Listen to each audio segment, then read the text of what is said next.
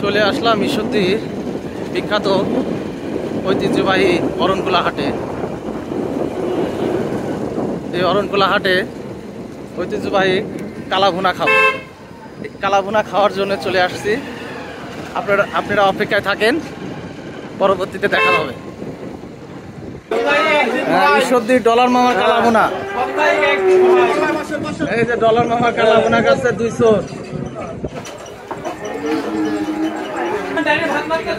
এই যে কালাভুনা, ডলার মামার কালাভুনা, কালাভুনা খাচ্ছি দেখেন।